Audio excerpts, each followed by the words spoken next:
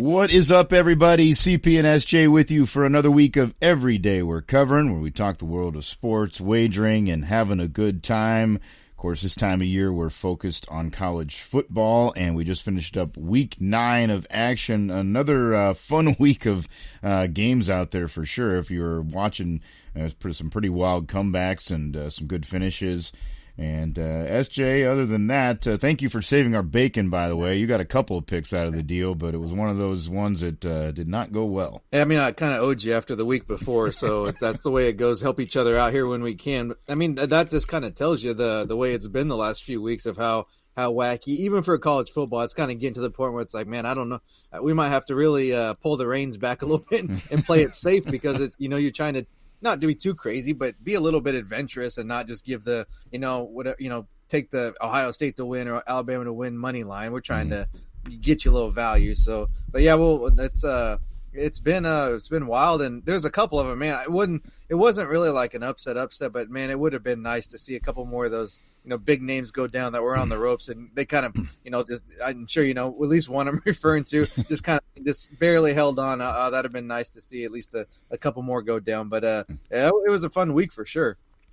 Yeah, it has been getting pretty tough here lately to pick out the good ones, and just when you feel like you got something going, through the season, we've done pretty good really to start the year, all the way up on through, I'd say, before last week. I mean, we were pretty solid on most of our picks, and yeah, the wheels have kind of come off here a little bit, but you expect to have those weeks here and there too. So I guess that's part of the whole game, and getting used to it. You can't always be a winner, otherwise these books would not exist. So I mean, we don't, we'd probably be on some of these hit lists going around lately these days with these indictments. So we also, we want to win, but we don't want to look too good because it seems like left and right they're just gonna, say everybody's in some kind of illegal gambling ring. Apparently, yeah. That's just that's what the hard-earned tax dollars are focused on.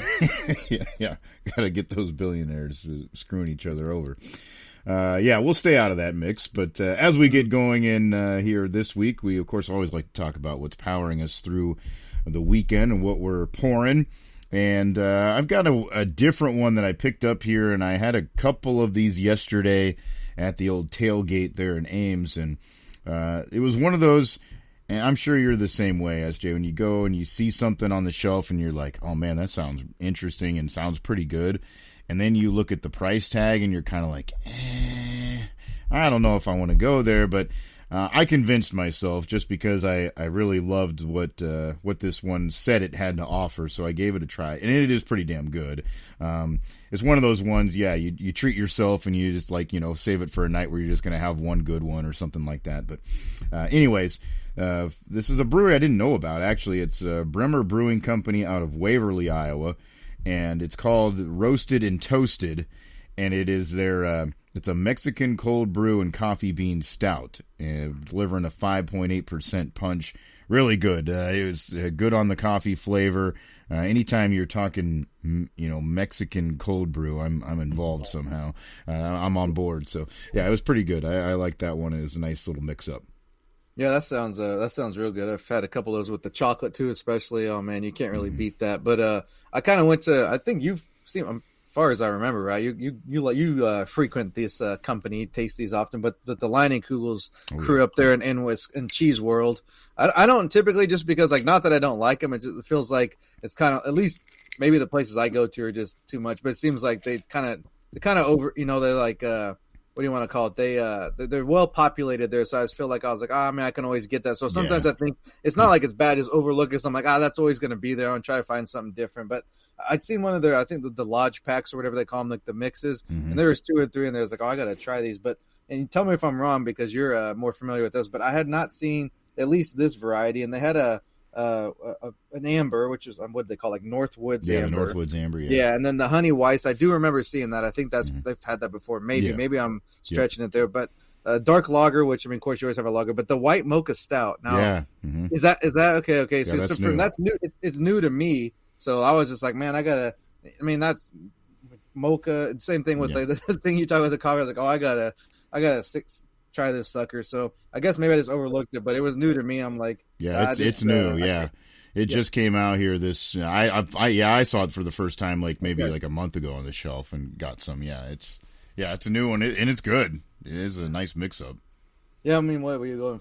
Just low, about 5.5 on that one, and then the dark lager is just under 5. So nothing too crazy, but I mean, they do make a good beer. Like I said, I'm not anti that company. I just sometimes it's kind of been like with the Sam Adams. It's like you see them all the time. They've been around so long, and you know what you're getting, but you're just like, I'll try something new. I mean, sometimes, but that's probably what maybe this is kind of speaks to that. With like we got to throw some new flavors out there and switch it up a little bit because you can get like fatigued with just seeing the same. I mean, that's goes beyond beer, just everything. It's like you see it all the time. You're like, doesn't really look that appeasing. But put a new coat of paint on it and maybe a little new flavor, and you got a new customer. So I guess it worked in this case. Yeah.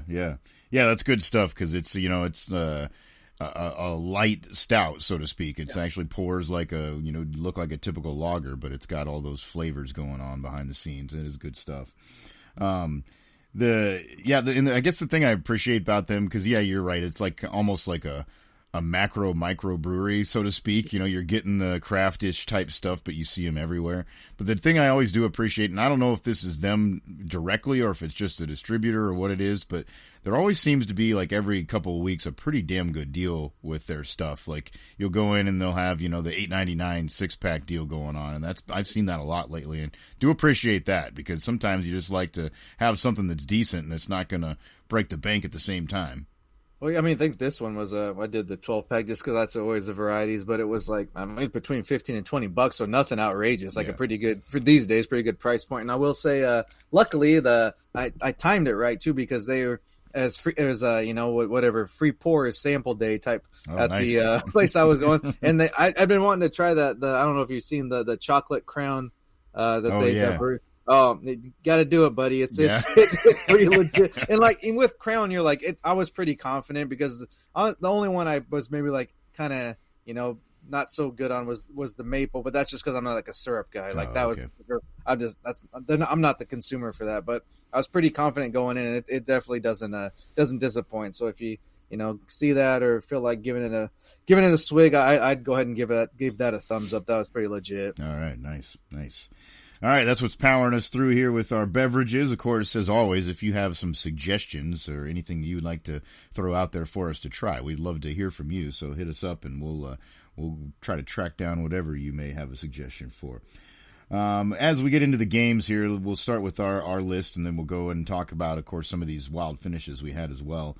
But starting with the picks, just to get this out of the way, because I'm ripping off the Band-Aid and reliving my misery.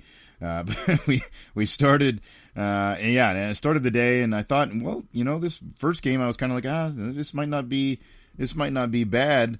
At least on Saturday, because South Florida started pretty good. They played well for a while, and then they just made some really questionable decisions as far as coaching choices during the game, because there were a couple times where they decided not to take points and went for it.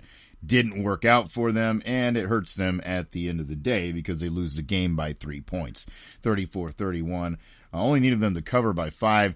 Memphis came in with a little bit of a banged up team and coming off a loss, so I thought here's a perfect opportunity, and especially the way South Florida usually plays defense.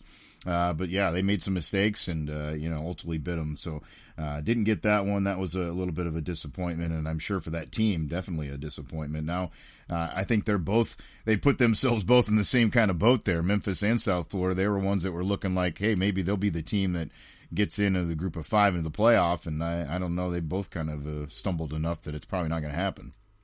Well, and then not that it makes I guess probably makes you feel worse. I was saying not that, but I mean, South Florida is up by 14 on 2 different occasions, including going into the fourth quarter. So, as far as making as far as educated pick as you can, you're sitting good. It's just a matter of, like you said, kind of when it comes to crunch time, you gotta do the right thing, and they did the opposite of that. Mm-hmm. So.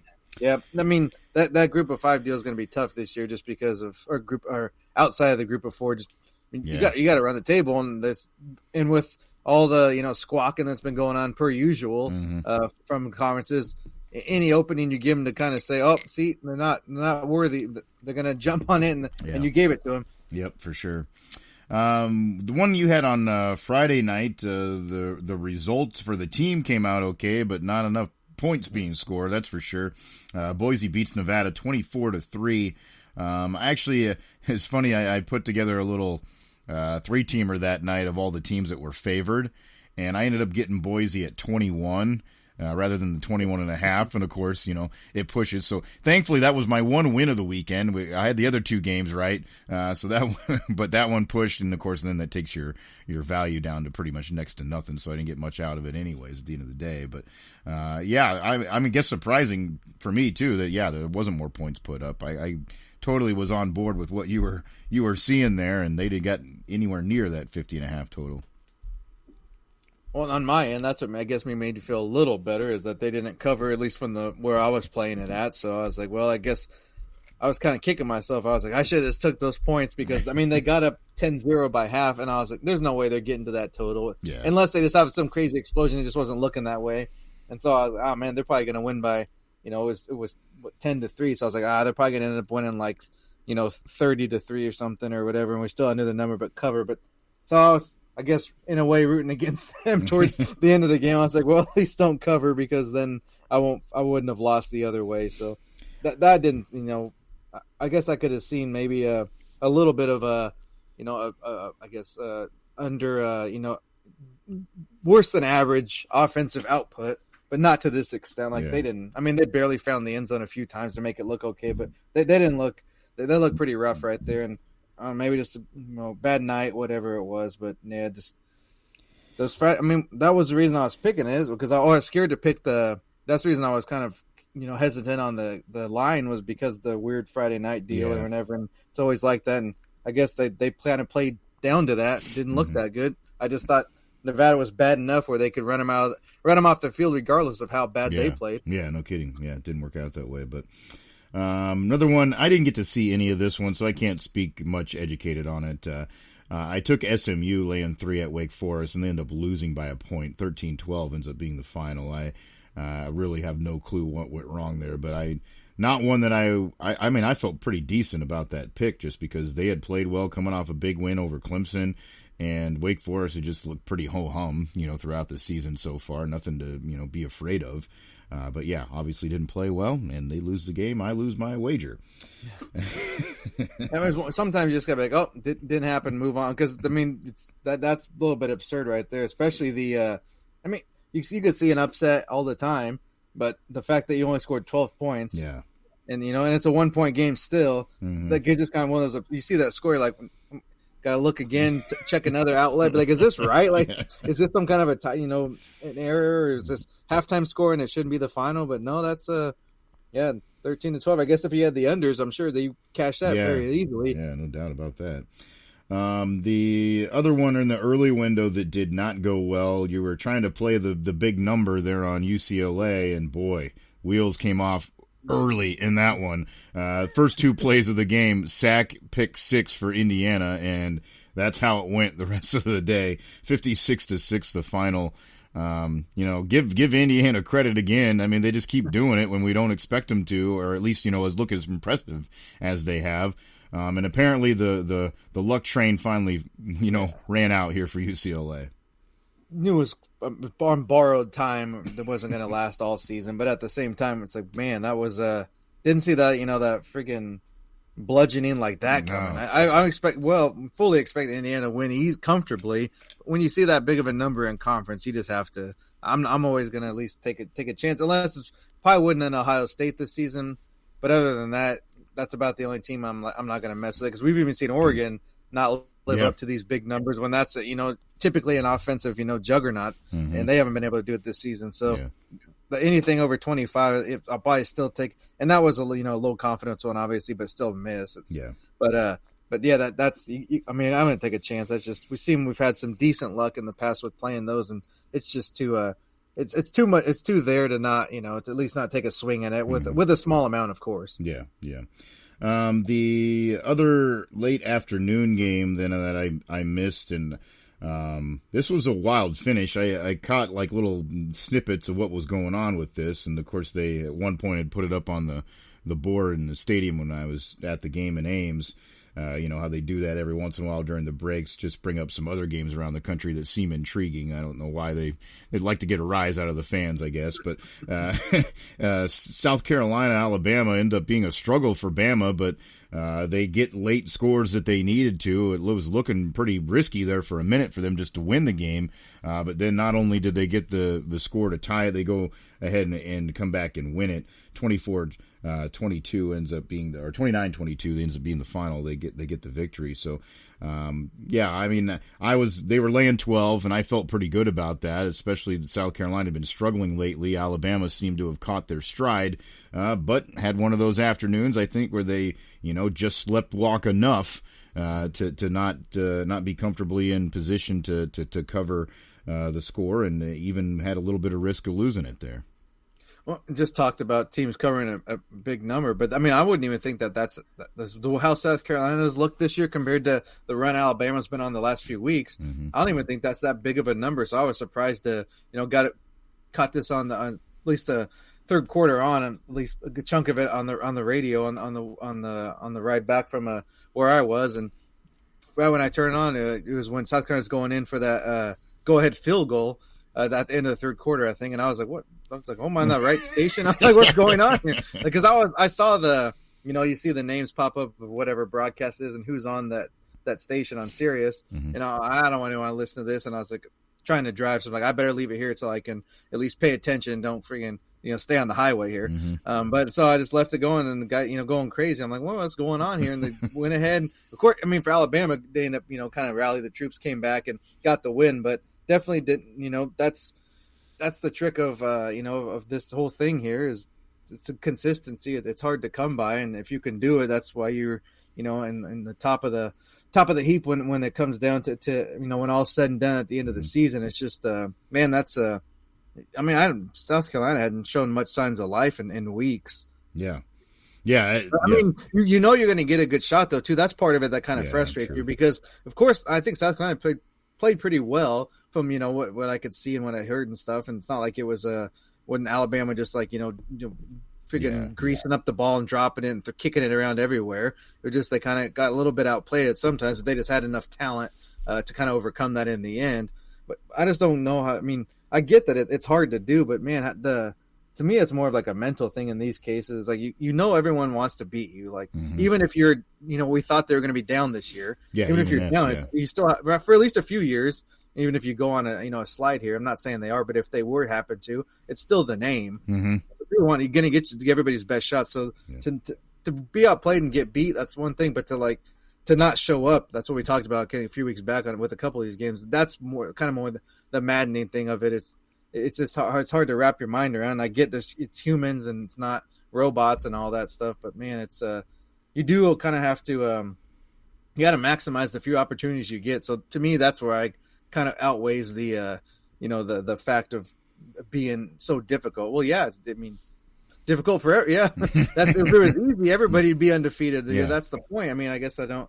It's hard to justify not being ready to go when now they're in the playoff discussion big time. Like they're in it right now. So and that's probably over. Yeah, that's no kidding. That's the difference, I guess, and why you should be ready to rock. And like you said, the run that they went on, of course, winning national titles and all that good stuff there for many years in a row.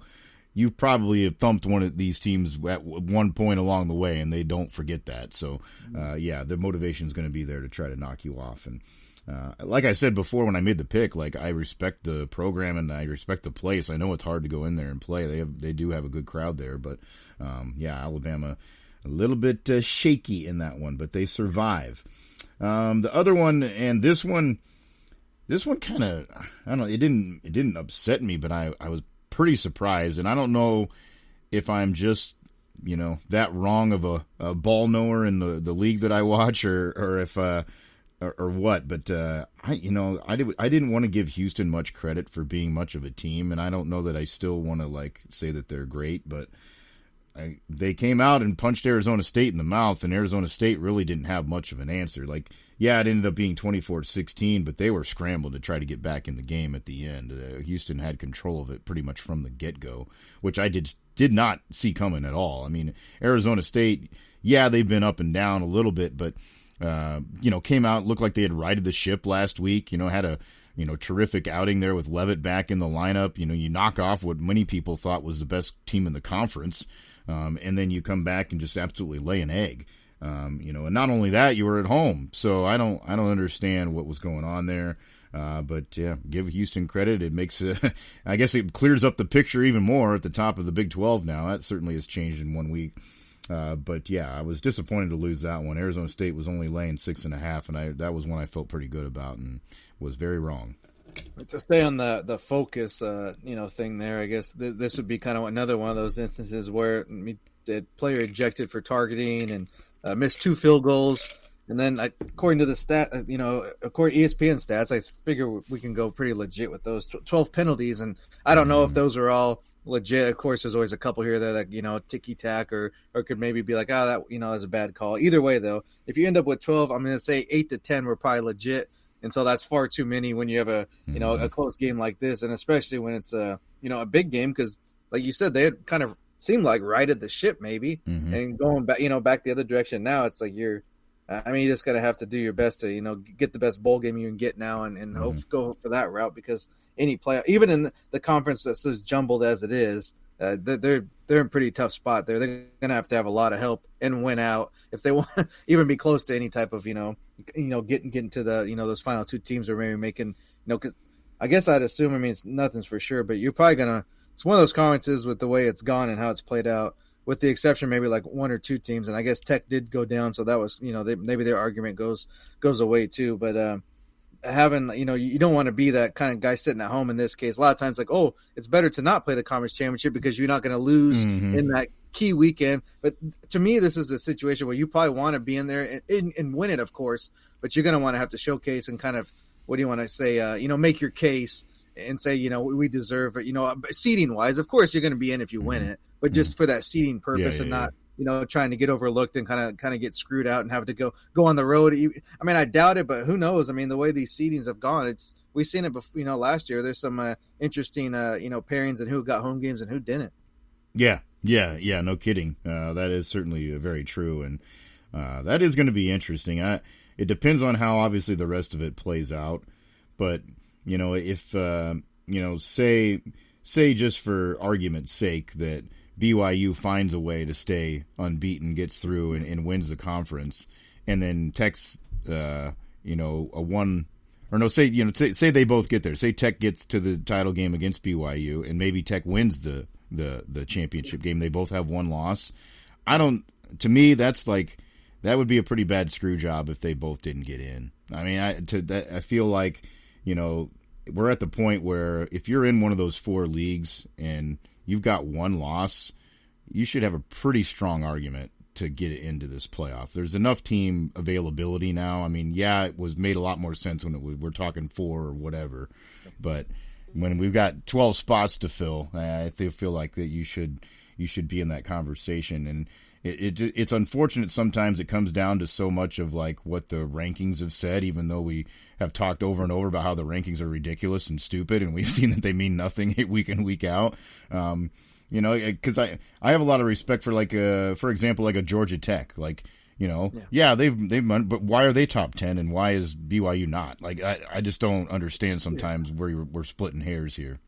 The issue, obviously there's a lot with who watches her, but to me the biggest thing is the preseason part of it. Now, I still think there's never a way you're going to legitimize it with just people that are openly admitting they don't even watch games and they're voting still. Like that's your biggest problem. But if we want to look past that, because what are you going to do now? I don't even know how that process goes, and how quickly it would be. If somebody says something, they get them out of there and get somebody else in there. That's probably like a years long. It's not like they're going to do it instantly. NCAA is not going to react on anything in a quick fashion. So there goes that. But at least at the minimum, you could just at least wait 5 or 6 weeks, because the issue is when teams like that are some of them are so far out of the rankings, but they have a good year the next year, like this year. But last year maybe they weren't anywhere where you could have, advanced your placement, but you start off unranked and somebody's, like LSU still in the rankings for some reason where they have no business being there, but it's because they started in the top 5 or wherever they were, top 10. And so they don't necessarily drop. And of course, some teams lose and they drop, out right away, or some teams lose like, that was, 2 or 3 spots. We'll keep them in there. And it's all, it's just having that number 7 versus number 8 Saturday night on ABC. That's of course we all know why it is, but I mean, I don't think there's got to be a different way to sell it, because especially if you got, 2 big teams, and I don't know, anybody's watching the games, if it's a good matchup or not without a little number by them, I think. I mean, you're going to go down the schedule, and I don't usually, a lot of times when we're talking about games we're looking forward to see, and not even for the wagering purposes, but I'm just looking through the book anyways, and there's no rankings on there. Yeah. You're just like, oh, that looks like a good matchup, Yep. Those teams, I know those teams are good because I'm actually watching the games, or at least this season. Now, next year you might not be the same team, but some people just, I don't know, you gotta.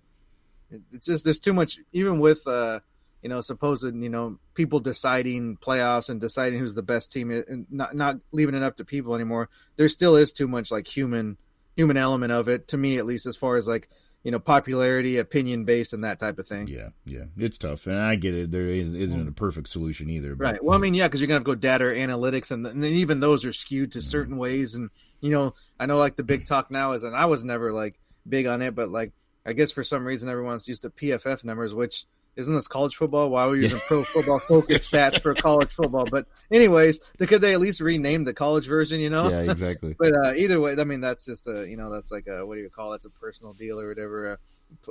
Semantics. But either way, I mean that's not that's definitely an inexact science at best. Yeah, for sure. The 2 picks that SJ saved the day with us here, and these were both pretty good hits as well. Very comfortable wins. You were looking at Pitt laying 6.5 against NC State, 53-34. They win it comfortably, so nice win there. And I think that was a really good pick, and especially going back in obviously always hindsight 2020 is perfect, but I just think coming in. Yeah, much better team. NC State had certainly struggled, and it showed off again, so that was a good one to come through.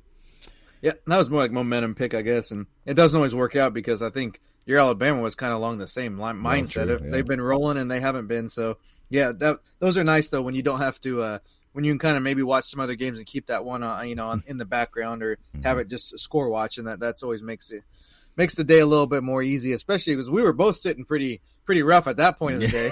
Yeah, no joke, because it took till the very last game pretty much of the day for the other one, and I watched a good chunk of this. We decided to go back to the tailgate after the game and do a little bit of eating afterwards too, and just kind of let the traffic clear out. So we pulled the TV on and started watching the old A&M LSU matchup there in Death Valley, and boy, A&M looked solid. I mean, they just played a good game. We're not intimidated, I don't believe, by the atmosphere at all.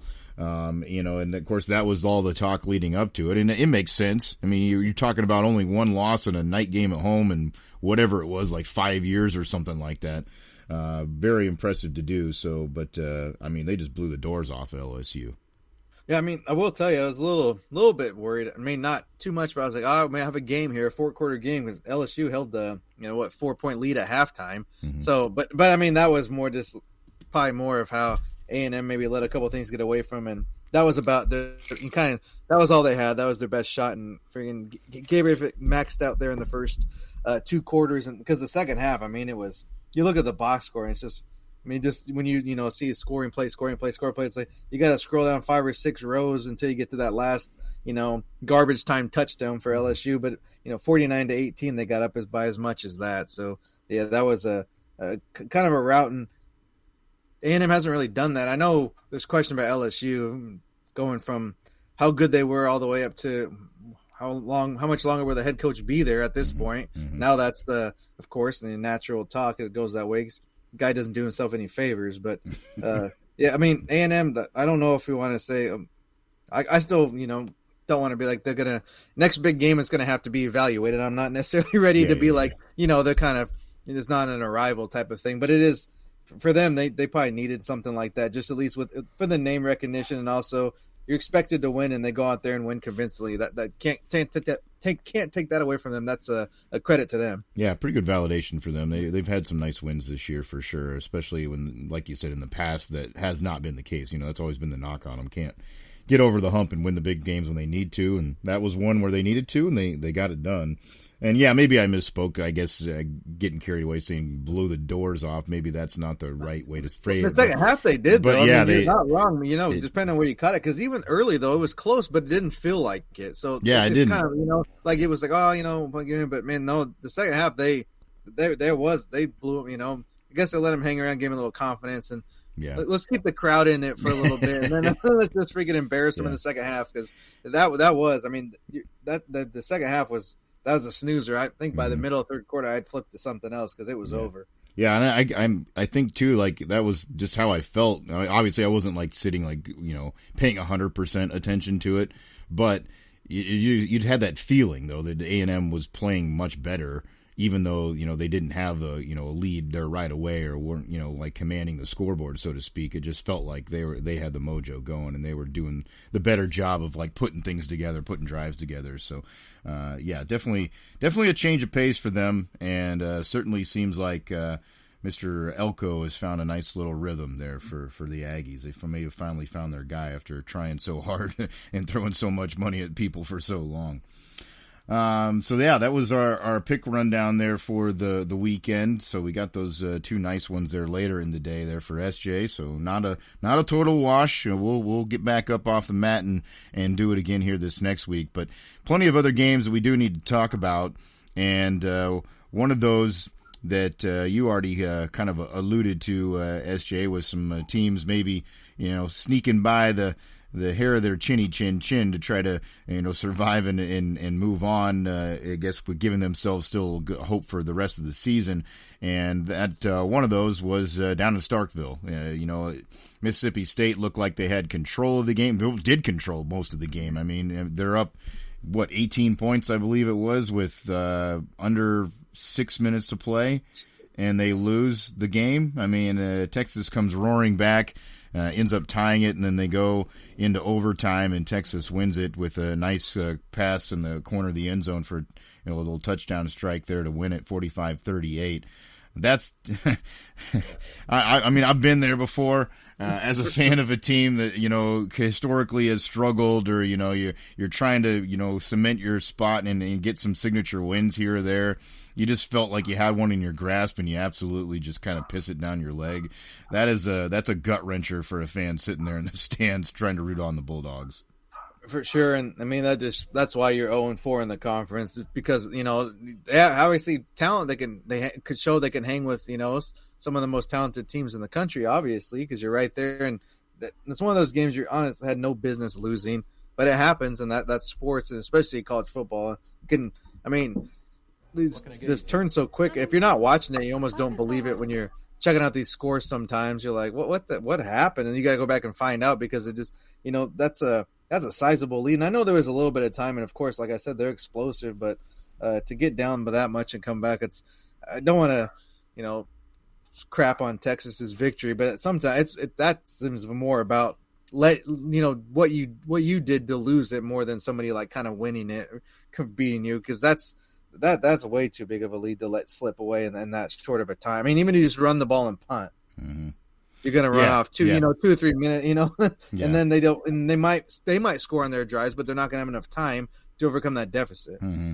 And I went back here to look at the scoring, and I did exaggerate the time a little bit. Texas scored to get within 10 with 9:34 left, so there was a little bit more time. But still, when you're talking about 2 or 3 minutes a drive, you can run off. I mean, that cuts it down to for them. Let's say you have 2 drives and that's conservative run off, 2 minutes or whatever, and that's 4 minutes, and they have 5 minutes to score, 16 points. Yeah. I mean, you give up 24 points in the fourth quarter. Like that never is good, no matter what the scenario is and when it started. But unbelievable. And of course, well, part of that too is the way that it happened. I mean, the last score that ties the game was with 147 left, and that was a 79-yard punt return for a touchdown. So that's even worse when, you basically you're kind of were doing what you're supposed to be doing, but it's a special teams mistake that lets them score and tie the ball game. Hard to believe that one panned out the way it did, given the way that it started. So tough one there for the folks there in one of the writers I like to hear from sometimes calls Stark Vegas. So it wasn't Stark Vegas that night. Another game that I thought was interesting as far as the result, and I didn't watch any of this. I just kind of heard somebody update at one point, but how about Washington 42-25 over Illinois? I mean, not that I didn't expect that Washington could beat them, but they just routed them, basically, is what it seemed like from the get-go. And that's, a little bit, I don't know. I mean, I guess that's Illinois' MO this year. 1 week, we beat somebody we think is decent, and the next week we get blown out. That's just how their season's gone. Yeah, I mean, along those same lines, I guess a different game that's kind of stood out to me is a similar thing was Cincinnati just seems to keep rolling too. Yeah. I mean, I know what they were, a favorite in this one, but I mean, made it look convincing. And to me, that's I guess when we're talking about Big 12, maybe we left them out. They're right there in the mix too. Yeah, true. Of a true. team that definitely has, but at the same time, it's like none of those teams can even afford to lose, which sounds crazy. Yeah. Considering you're in you're in one of the major conferences, but they're all in. I don't see how it's going to happen, but I don't see how that going undefeated. That's a tough ask for any conference. Mm-hmm. And I think what's so crazy too about some of these scenarios sometimes is like we talk about how difficult it is week to week to know how a team's going to play. We multiple of these that we've talked about, it's even been within the same game. You come out in the second half, the Miami Stanford game, it's tied at halftime. And then Miami goes on to score 35 unanswered in the second half, and it's like, oh, was it even a game? You look at this final score, you're like, oh, they just kicked their ass. Well, for half of the game they didn't, and then they decided they were going to, I guess. It's just wild sometimes how that happens within a game. Yeah, I mean, just down the list, some of these other ones too, even like that Oklahoma and Ole Miss game is, Mm-hmm. I mean, Ole Miss was up by double digits at one point. You look back, it's like, man, I know it wasn't much of a chance, but it's like, oh, maybe they're going to make a run here. Oklahoma, takes the lead late in the third quarter, and then they just get shut out in the fourth. So it's like, what is going on? Like, definitely an up and down type of thing. And I guess I don't even know what you can, can't blame. To me, can't blame, players getting paid on that. That's just like maybe it's the game's just changing how it's played just with the because. It used to be like, of course, whatever, and I think it's more like probably going back this way, but maybe not as much as you think as far as the running games definitely seems to be kind of factoring in more than it was. So because it was always about, spread offense, that was like the trend for a good decade, at least, if not more. And you still see some, of course, teams pass the ball. I'm not saying that, but it's not really like the, four or five wide receiver sets like we were seeing for a while. It's definitely more geared to that pro style, and the tight ends kind of almost becoming like and I've even lately you see more, I guess what you're going to call them, H-backs, full-backs, whatever. It seems like that's kind of coming back into play more so than it was, even if it's a glorified tight end playing that position. It seems like you see a little bit more of that. Other than those games we mentioned, and this was probably like we talked about earlier, on the bad side of things, the one that was Oregon, man. What was their deal? Like, I know they won, but that was a struggle, if anything. Like, that was to me they got some issues, and I mean, I know, I don't put too much, but Iowa's been playing pretty well, so they gotta get their heads on a swivel this week, because that they're heading out there to the field of dreams land, and they better be ready to roll, because maybe they were just figured Wisconsin was an easy out, but that was Wisconsin's first touchdown in 2 weeks, two games. Yeah. And I'm not saying it was they had threat of losing or anything like that, but I didn't. That was one you would have probably looked at the number and be like, oh, they're going to cover that, whatever. I think 31 and a half is what it closed that in some books. Man, you'd have made some nice money on that one. Yep, I was surprised by that too. Really shocking. I think they continue to kind of like lean into that thought now to me that like I don't know that they were ever really that good. You know, we had that game against Penn State, and then we know what's happened to both of them since then. So it just really is kind of interesting that they haven't been able to kind of seem to find their stride. I think most people realize they probably have the talent. They just haven't been able to put it together. So I don't know what's going on there. Do need to give credit to what maybe was the matchup of the week and what was a really hell of a good game too. Vanderbilt 17-10 over Mizzou. Wild finish too. I mean, opportunity for Missouri at the end of the game, right at the goal line. Guy catches a pass and he's like a yard short. I mean, it was controversial whether he caught it or not too, but at the 1 yard line nonetheless with timeout, so it didn't matter. I mean, either whatever, he could have caught it, but the game was still over. But yeah, heck of a battle, and I think those are still two pretty good teams in that league. No, that was I guess that was more of your, if you want to call anything a defensive battle in that conference. That was pretty close to it. That was a good, hard-fought game. Only caught most of the fourth quarter mostly and a little bit of the third. But at the end, I was watching live, able to see that, the Hail Mary at the end. And I guess we were watching it and said, he caught it. And then they didn't even say anything. Like, it's just over. Like, they announced, I'm like, dude, do you not realize he caught? And I was like, well, maybe, I was like, they're going to review it. Don't worry. Because one of the boys I was watching, he was kind of hyped up because he tries to cheer for Missouri a little bit. So, kind of the home state university. And I was just like, don't worry, they're going to review it. And I was like, he did catch it, but he was just short. I was like, can you imagine? That's, almost like rather he didn't catch it if you're pulling for that team or whatever. But, that was, I know these, moments are crazy and all this happens, but man, this seems like you see it more and more. And I don't like to, denigrate anybody that's in the business because it's a hard job and all that. But man, sometimes you wonder what they're watching.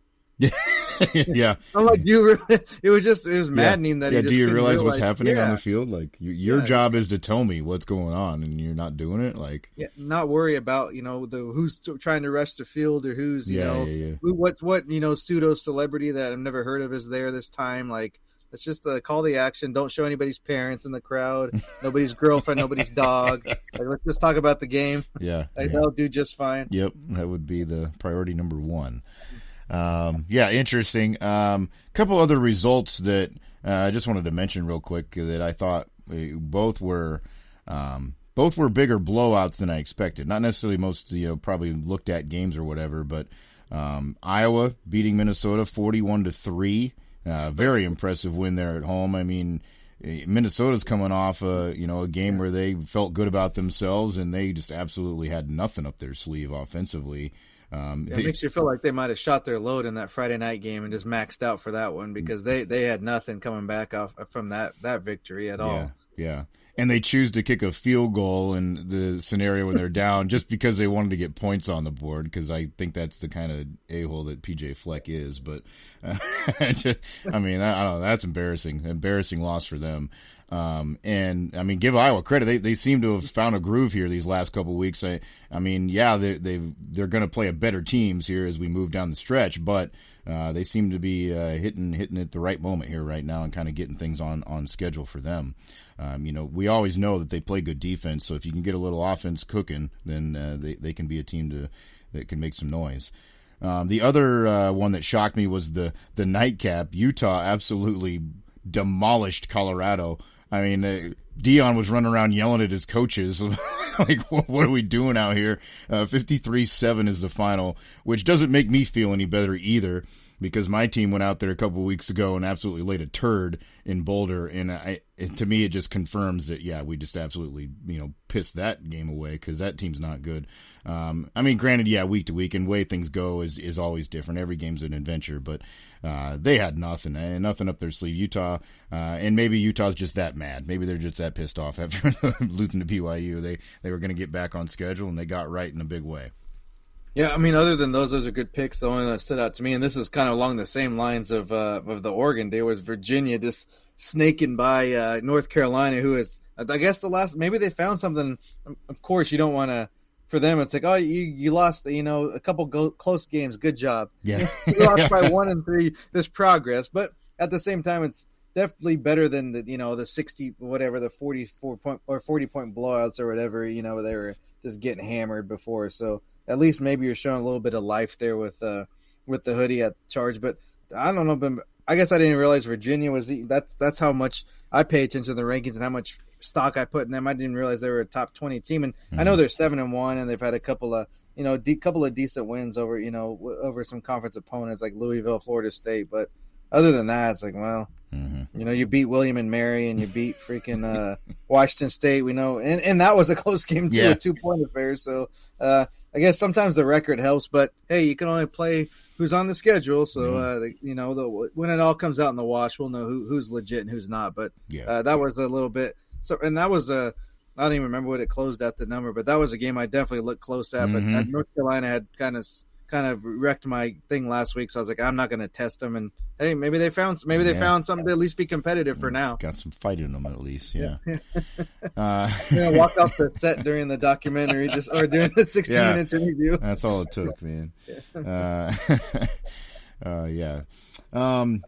The coming up, or of course, we always like to recap the teams that we follow here as well. So I'll get my beef off my chest here real quick. Disappointing, obviously, day for Iowa State in Ames. I mean, especially the way the game started. I mean, they opened up with a one-play touchdown bomb to start the game, and that gets the crowd into it right away, and you just feel like, oh, man, there's no way we're losing today. Just like you had that feel the way the game started. And really, it continued for a little while. And then they started just to kind of let it leak away a little bit, just missed opportunity here or there. And then it ends up being, you get the game was tied basically by the start of the fourth quarter. And the defense gets a stop. And then one of the blockers on the return decides he doesn't hear the fire call, doesn't get away from the football. I mean, the ball's already almost stopped. Like, they're probably going to blow it dead in like a second. And he kicks it. And BYU falls on top and gets the ball back, and that was just the game. I mean, it flipped on its head after that. They score and just took control from there. It ended up being a pick six on the next drive on a bad throw all the way across the field by Rocco Beck. So just frustrating. I mean, and I kind of agree with what Matt Campbell said after the game. Because he always talks about, he does deliver a lot of coach speak, but he always talks about the details. We got to be good in the details if we want to win, and it just seems like we're not doing that. He feels like they're right there to do it, but they just haven't been executing in those moments. And he's not wrong. I mean, you felt like they certainly had a chance to win the game, and probably, maybe in my opinion, should have won the game the way that they started it. But you make those kind of mistakes, and you're going to lose to a team that hasn't lost yet. BYU is good enough that if you make those errors, they're going to make you pay, and they did. Secondary didn't play well at all, and that's, of course, just kind of continuing from what's happened with the injury situation, losing two guys that were considered all-conference to start the year, and they haven't been able to figure out how to cover it up yet. But I'll give BYU credit. They hung in there. They took their punches, and they just kept playing well down the stretch of the game. Sad for my guys. I thought they were going to get a good one there, but now I'm just going to be interested to see if they can finish strong. Refocus and play well here. Still get some wins down the end of the season. It's not what you wanted it to be now, but can you still go out there and not roll over the rest of the year? I guess is going to be the test. I mean, that's the tricky part, because it's like he sucks because talk about swing of a game, 17-7 after one. Yeah. And then they outscore like 34 or whatever the rest of the way, 34-10. So that's just like of course a lot of happens in between. It's not just like that easy, but I only saw the bad parts, which is like it turned on like pretty much like I think it was that drive before with that punt return deal. And even if somebody doesn't make the call, it already had bounced and like hit. I think it hit twice. It hit once for sure. And it hit twice. And I swore it hit again, and I was like, "What? Why is he even blocking? No, they're not returning it." So of course, it's not. It wasn't funny in the moment, but you're thinking like, "What are you thinking, dude? Like, come on, like, bro, like." My son was so mad that he was like, he thought they purposely did it. He's like, looked like he just kicked it. What is he doing? I was like, I have no idea, man. He's trying to get him in the betting scandals too. Like, he had the number or something. Yeah. But yeah, that, and then even just like the pick six was like weird. Like, I don't know. It's like I know it's I don't know. It kind of seemed like maybe a little pressure, and he had to get rid of it sooner than he wanted to. Mm-hmm. But it just seemed like a weird placement, and almost like it was like a 50, not 50-50. I wouldn't call it that, but it's like I almost like this. I grabbed it out of his hands. Yeah, basically, yeah. And so I was like, at least. So it was just that was a kind of weird. Of course BYU made the play, but it was Yeah. almost like, man, what? Like, same. I don't know. I feel like whoever was target could have maybe, I don't know, done something Yeah, else. came I don't know, back like the ball a little bit better. yeah, something, or just tackle him, knock it down, anything. Like it just seems like he was kind of like almost kind of half-assing it almost. Yeah. Maybe not. I don't know. Like I just saw it a couple Yeah. times. I wasn't watching it real time, so Mhm. replays are always different. So Yeah. don't want to say that, but yeah, that's just. Then that's what I mean. I was kind of, I guess we'll transition over here in a minute, but I was kind of thinking that I was like, that's why I was for watching Nebraska. I was like, we cannot lose this because that's when you talked about the Colorado and even the Minnesota last week. Those are the games that end up screwing you in the long run, like this game of Colorado, because it's like, you don't want to, but you're going to figure it's going to be hard to beat, an undefeated BYU team. Yeah. Or like on Nebraska, and it's going to be hard to beat a Michigan team that was coming in undefeated then, or even a USC this week. So you can't afford to drop these games against teams that you should, your favorite against, and you should beat. So that's why last week was tough because, I'll just go ahead and shift over now, even like with the Nebraska deal. It's like they should have put them away in the third quarter. They had a double-digit lead. Of course, let them hang around a couple. And there was I hate doing this, but there was a pretty bad deal there, spot of the ball at least. And what makes it worse is like when it's reviewed, it was a fourth down play, would have been short, gave them the ball, they're up 21-13, and basically, you probably in the game there. But end up getting the first down, then they score, which that's on you. You don't need to let them score. But that was definitely a thing. But I guess I'll just, sit on the positive, the fact that a lot of these games in the past, you haven't been able to close the deal. So, you throw a terrible pick and then you get a pick right back within a couple of plays after that. And then they drove pretty good length of the field there just to end up getting the game-winning touchdown. And I think the game plan was better too, at least as far as with the team you have. Like the issue is like they have a pretty solid receiving core. I think quarterback play is above average. I know there's some issues there, but I think it's fairly decent. But when you don't have a line to block, all that doesn't matter. So I think they did a better job of at least quick pass game, which was kind of brought up in the past, at least I had, when we talked about, watching the games and what they need to do differently. And then also you couldn't lean on that run game because I don't know whether whoever thinks he's a good running back or not. He's the leading rusher in the Big Ten right now. So that's not I don't care however he gets his yards. He's got enough yards to have more yards than any other running back in a traditionally run heavy conference. And I know they don't have the big stars this year, but he has the most rushing yards from scrimmage. So it is what it is. So I'd like to going forward to see that. And this week's going to be a big week. I know they're going to do a blackout deal, so you're going to hear from all the old blue hairs that are going to be upset. But it should be a fun night game on NBC. So I'm guessing the Eagle will be on the call. It's the younger one, so that should be pretty entertaining there. But even with I know mostly people get mad when you wear alternate uniforms and you lose, but I like doing different stuff. Like of course, you always have your main colors and everything. Iowa State, stranger to alternate uniforms, they like to throw. And I don't know. I just think why not? Like it's not like it's not doing anything bad for the brand or nothing. If anything, it's kind of expanding your audience. Maybe there you get a cool look, and then you pick up some fans or something. And the players they don't want us to wear the same boring shit all the time. Like that's one thing I kind of some of the certain teams that even at the pro level that you follow. It's like, man, I wish that for every once in a while, can you mix in an alternate or maybe not always the same top and the same bottom. Let's just do solid color or all whites or something. To me, it gets boring when you just wear the same shit. Like, you don't want to, even like the freaking like the Cowboys even switched up after a while, and they'd always wear the same stuff. Or even like I know like Lakers, they were so traditional forever. Now they'll mix in some black, but I don't any of these teams. I think it's I don't know, not even caring about like recruiting type of thing, but just like I don't know, as far as just like the aspect of like maybe getting some different recognition or just a better look. Sometimes it's cool, especially if it's going to be a night game. You got your Halloween vibe. Maybe someone throws on a Jason mask, and we'll be all having some good time. They're eating some candy out of those plastic pumpkins and all that stuff. Yeah, I'm with you. I always appreciate, and I guess the one thing at Iowa State that I've always appreciated, it seems like they really do let the kids kind of like have input on it and let them choose sometimes, because they even pulled a fast one this weekend where they had initially said they were wearing all reds.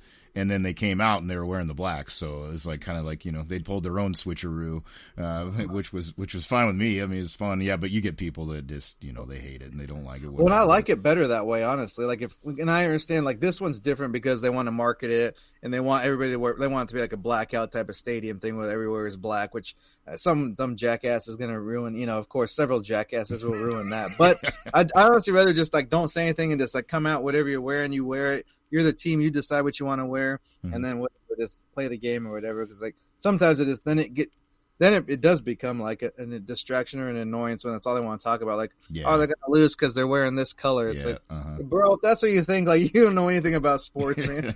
yeah. You can go to the extreme, obviously, and we do like the Oregon situation where it's you never know what the hell they're going to wear. That's a different. When I brought up the pro teams, it's like you got to be recognizable. Like, and then just seeing a quick glimpse of what the Packers are wearing tonight. I guess at least it's still their color scheme, but it's very strange. It's a very strange getup. But so you still want to like that's the one. You know, line I'll say, like, don't cross that line where it's like you can't tell who's playing when you turn on the TV just randomly. You know, if you see the team, like, you want to know who you are. But definitely it's nice to have a little bit of variety. Yeah. But back to the game itself, yeah, I mean, that's, like you said, the positive, again, is that it's another one of those games where you came out on the right end of it where that hasn't been the case for a number of years. So they're finding a way to win those games. Yeah, you'd like the execution to be cleaner and put them away when you have the opportunity earlier in the game.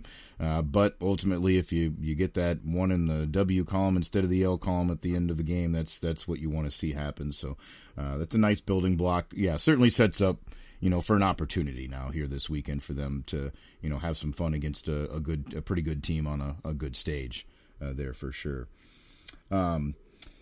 Yeah, interesting results. We'll see how we get moving forward here for some of these teams and how they bounce back and respond, because it has been a weird couple of weeks for a lot of teams around the country, and now we're starting to get to the tail end of the season where they really become very important. You can't afford to make many more miscues for a lot of these squads to be able to have the type of seasons that they want to have.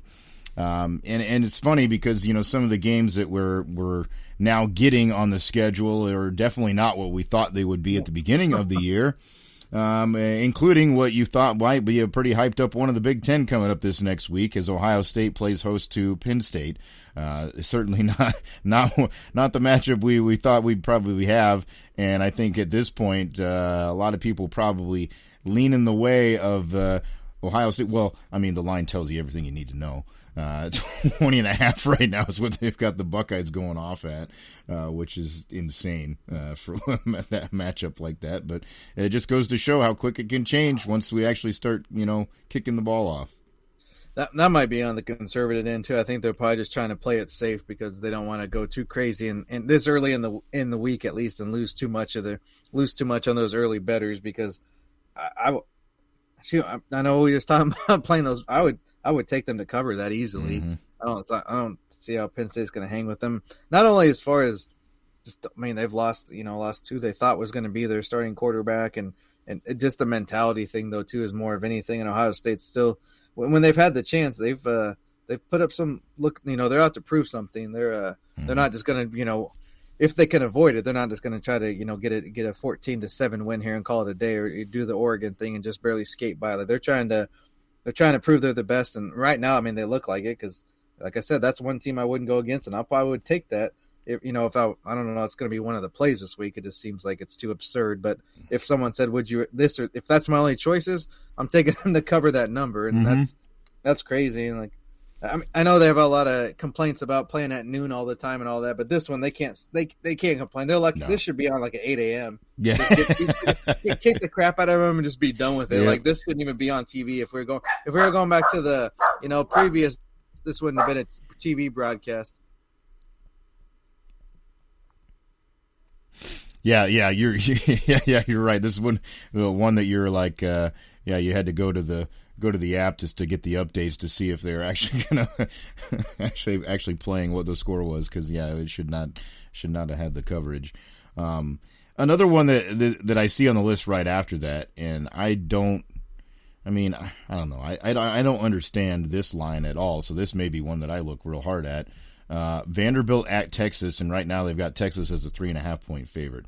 Other than their name says Texas on their jersey, why in the world? I mean, I get it's on the road, and I get Vanderbilt maybe isn't as experienced in winning those types of games in the past, whatever. But what have they done this year to not prove to you that they can beat a Texas team that hasn't looked good probably any week? Yeah, there's no way. I mean, I might have to just, whether it is a pick of the week on the show or not, I'm gonna go ahead and just go play this right now before they change it, because I can't imagine it staying that way for that long.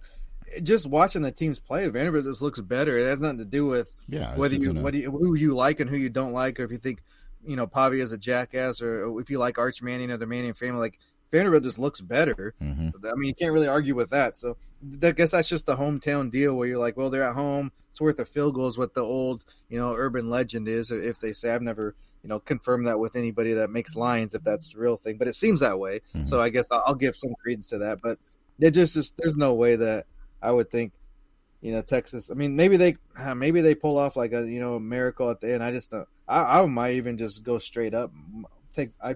Vanderbilt right to win outright. Like, I don't even know if I have many much trepidation about that. Mm-hmm. I agree. I just don't. I don't get it. I don't understand it. I mean, I guess my team was on the other side of that type of scenario this past week. I mean, Iowa State was favored coming in that game at BYU, but that's different, where I think that, at least a team has proven they've got some life, and that that in that scenario they could potentially play well. I don't know. I'm not seeing it on that one.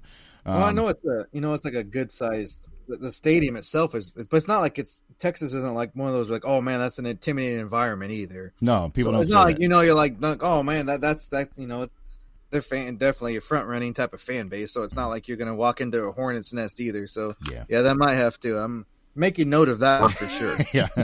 Other interesting games on the schedule. Georgia is at Florida. I don't know that that's too intriguing, but at least it's, a road trip for them, so it's something to maybe pay attention to. Texas Tech goes to Kansas State. Can they continue to bounce back and stay towards the top of that Big 12 conference race? And then I'm looking at other games here on down the list. That South Carolina team that, kind of showed some life at home. They go to Ole Miss. Does Ole Miss have a letdown after, another nice win for them? That would be one to maybe keep an eye on just a little bit. Oklahoma goes to Tennessee. So the Sooners try to bounce back in a very tough environment there on the road. Of course, your contest, USC at Nebraska, I think that's an interesting game to watch there, especially in that scenario and being at night there at Memorial Stadium. And then Cincinnati goes to Utah in one of the late ones. That'll be a fun game to watch there in the Big 12. Obviously, two teams that are right there at the top of the league, and that has pretty big implications, I think, on what may happen at the end of the season. That's a fun one. Yeah, I mean, because there's going to be a little bit of our discussion settled, at least part of it. Of course, whoever, Cincinnati loses, they're still probably keeping pace a little bit better than Utah. But at the same time, it's like, man, that's like a little bit of a tough schedule there down the. It's weird how that works out. It's like you got, certain one team plays all the and you don't. These schedules come out so far ahead, you don't know who's going to be good what year or whatever. But it's always just happens to be like, some team just has the gauntlet, and the other team's like, we'll just, we're playing the, last three teams in the league, and then one of the, top three, but the other team's got all of them in a row, and two on the road and one at home. Yeah. I mean, that's it. If you want to what the man say? If you want to be the best, you got to beat the best. So there you go. There's your chance. Yep, there they are. So that's kind of a peek ahead at the schedule there for the next week. We did want to mention quick before we take off. There's not much to dive into this too real deep yet because we don't know a lot of the details. But obviously, the big news last week, FBI probe comes out, and a couple of high-profile guys in the NBA, and Chauncey Billups and Terry Rozier, get arrested as part of a ring with some illegal gambling, some apparently backdoor, high-stakes poker games that involve some mafia-tied family individuals. Supposedly, I don't know. It doesn't add up and make a lot of sense on what the whole deal is, and we don't know if it's more insulatory, between some of the just, these big wig people just trying to, steal each other's money or launder their money, essentially, as maybe what was going on. The other little tweak of it that we don't know a lot about yet is there's believed to be some kind of like game fixing stuff that's involved in this too. So once we know more about that, we'll know a lot more on whether there's some legitimate stuff behind this. But as of right now, it just kind of looks like the rich stealing from the rich kind of scenario. Yeah, I mean, obviously not justifying that line of work by any means, but at the same time, it's the sympathy part of me is probably lacking for it. I mean, you go into these games, whatever. Like, I don't. It's kind of, it's messed up to be like, oh, we're just going to squeeze people out of their money, knowing, and especially with technology and stuff, it's got to be a little bit smarter at least, and be like, well, we're not just going to, make this so apparent, and I'm not excusing anybody's actions, but it's like pick a day of the week and a person in the, on your list, and you could probably make this claim, against any number of individuals. So like, it's not like it's overlooking it or being like, oh, it's no big deal. But it seemed like weird timing, and also the resources put into it seem over the top. But sometimes you got to say, look over here, so you don't see what's going on over here. And to me, that's more of anything to that. So whatever. I mean, what it all come out eventually, and yeah. We don't want to put too much of like, the headlines are like this guy's gambling ring, and then like ends up like coming nothing out of it, or has to just pay back whatever he stole, and then but there's no that's not the news. The big deal is the headline, and just throw the mafia in there and scare everybody. So yeah. Whatever, like it's probably like a messed up deal, but I don't know. To me, it's it doesn't like look poorly on gambling in this instance for the fact that it wasn't like I guess maybe in one certain cheating the book for the but the poker thing was more of just like using your celebrity status to rip off these people that want to like basically be jock sniffers and be like they want to be next to athletes and be cool. So like, well, that's what you get for trying to hang around and be one of the guys. I mean, that sometimes that comes with the territory. Yeah. You kind of alluded to this earlier. There was question marks already floating around, and breaking news, I guess, as much as we can break news, we're giving you a recorded show. It does appear that LSU coach Brian Kelly was informed of the intention to dismiss him now, according to reports from Pete Thamel, who with ESPN, who's usually very well connected and knows his stuff. The school is expected to inform the team of that development tonight as we record this on Sunday, and talks about the terms of his departure, expected then to continue, and they'll figure that out. But boy, what a 180, from a guy who left a program where he said it really couldn't be done. I got to go to the place that has the resources. The place he left ends up in the national championship game before he even sniffs it, and now it looks like he's going to be kicked out the door. I mean, there's a it's a tough job, and there's a significant expectation level that comes along with it. But to be that outspoken about it, and then don't even come close to achieving what you basically kind of made it sound like, oh, this will be easy now. Yeah. And the thing with him that kind of like is more like hangs over the whole situation, just is the way he is, portrays himself and how he just comes. He's always got to be all if he's not cussing somebody out, he's giving someone a side eyes look or get knocked on his ass by the refs during the game. That's what we probably miss most is those those moments of sideline collisions. But yeah, I mean, it's not super surprising, but it was kind of quick. Even like I know things kind of sped up, and seems anymore of the buyouts don't really seem to matter that much. It's like, how much? $50 million? Okay, somebody will come up with it. And sometimes I wonder if that's like, I know people like they agree to this and that's the contract, but you never really hear what the official, like what it ends up being like because there's lawyers on both sides, so they're not just going to be like, oh yeah, they're gonna wiggle their way out of paying all that money. They're not just going to be like, okay, you're at $50 million, here you go. They're going to be some whatever made. But either way, it seems like this like someone working at the local the grocery store down the street. Okay, you're fired, new employee. And it's for these high profile jobs. Yeah, it just seems like it's no big deal to just get somebody else in there, and who cares, And I don't know that he was going to get them to where they wanted to go, but it just it's hard to say for this guy to be like, because your human party is like, I don't want to, give him any extra slack but man, that I don't know. There's not very many people that can come in there and do what you want in a short amount of time. Because even if everyone wants to bring up Indiana's guy, but he ain't won nothing that matters yet. Yeah. But for Indiana, he's good. But if he did that at LSU and lost last year, and then he goes and doesn't win or lose again, he'd be on the hot seat just the same. Yep. It's no different. It's always those jobs. It's Johnny come lately. You saw it happen to Ed Orgeron. He come in, did what they wanted him to for a hot minute, and then it didn't go that way.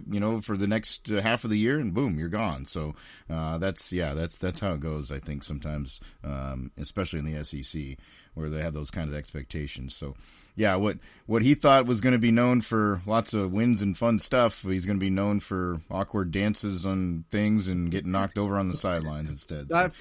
I don't know how, but I kind of forgot about that.